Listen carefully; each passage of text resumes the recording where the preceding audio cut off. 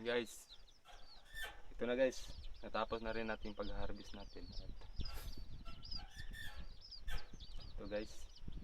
Ito ang lahat na na-harvest natin.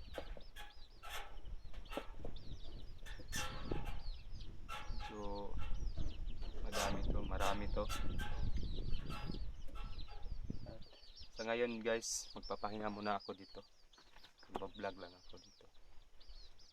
Kasi umalis yung amo ko eh.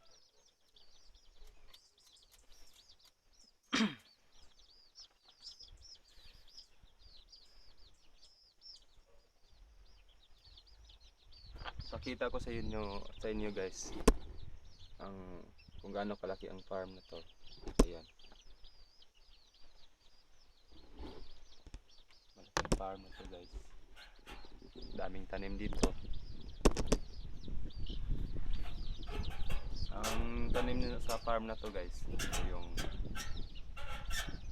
talong, kamatis, sili. Meron pang sayote at magtatanim pa rin tayo dito ng pitsay at repolyo. And guys, dito muna ako, papahinga muna ako dito kasi masamang panahon ngayon. At ito, umuulan na.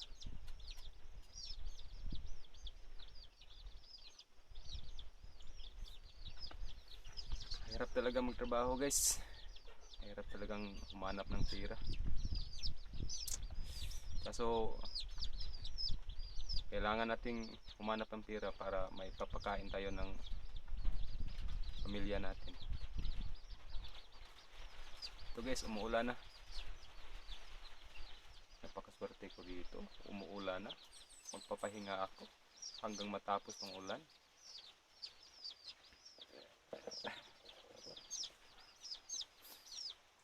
At ayun guys, bukas siguro mag-harvest din ako ng talong.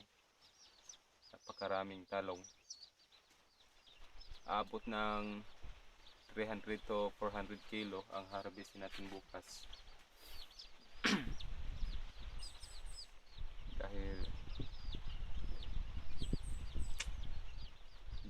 sa araw ng Martes, ibibinta na to. Ibibinta na tong na-harvest natin. Kapag hindi umuulan bukas, mag-harvest ako. Ako lang mag-isa mag-harvest. Sana matapos ko. Daming harvestin ko bukas guys. Mga 400 kilos.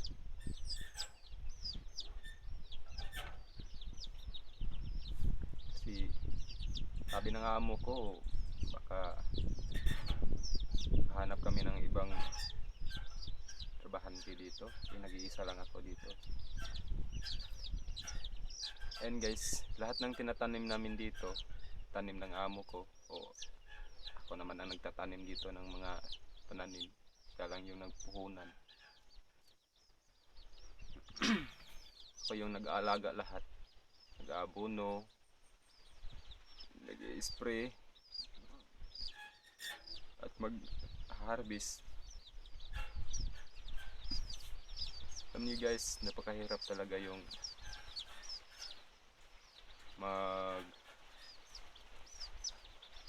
mag-garden eh. Kailangan mo ng malaking puhunan para makatanam ka ng marami. Kaso wala tayong pangpuhunan. Hirap tayo. Itulan ng amo ko. Pero mabubuti naman yung amo ko guys. And guys, papakita ko sa inyo guys. Ito yung talong na harvestin natin bukas. Lahat yan guys, talong yan.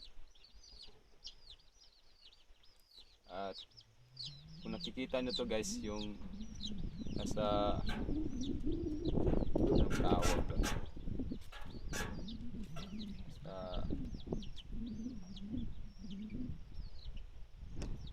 Anong tawag doon?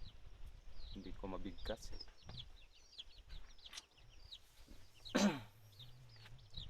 Ayan guys, yung mga maliliit, itatanim pa namin to. Ako lang di ay magtanim. Pasensya na kayo guys. Sinubukan ko naman guys na magta-Tagalog, pero ang hirap talaga bigkasin ng Tagalog guys. Mahirapan ako sa kalisod. Pero sinusubukan ko naman guys na magta-Tagalog dito.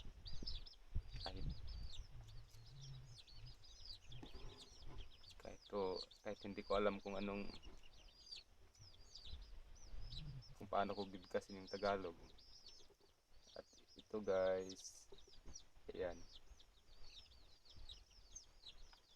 kasama pa yun sa farm dito, malaking farm dito guys, daming tanom dito. Kanina guys, na-harvest ko to kanina. Medyo masakit yung balakang ko guys, kasi marami to. Ito yung nilalagay ko sa drum.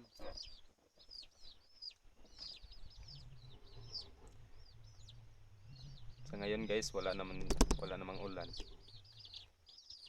May iba pa akong trabaho na kailangan kong tapusin ngayon. Sana matapos ko to sa hindi pa dumating yung amo. Dahil ako lang yung katiwala niya dito. Alam nyo guys, minsan tinatamad ako dito kasi napapagod na ako.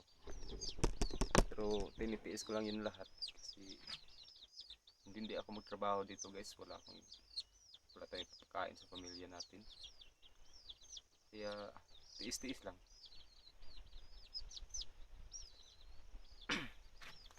Guys, huwag niyong kalimutan guys na mag subscribe dito sa YouTube channel ko. Please like and share. Panoorin niyo to guys hanggang dulo. Ito lang muna ang ipapakita ko sa inyo guys.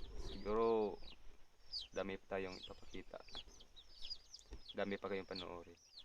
Bye bye guys.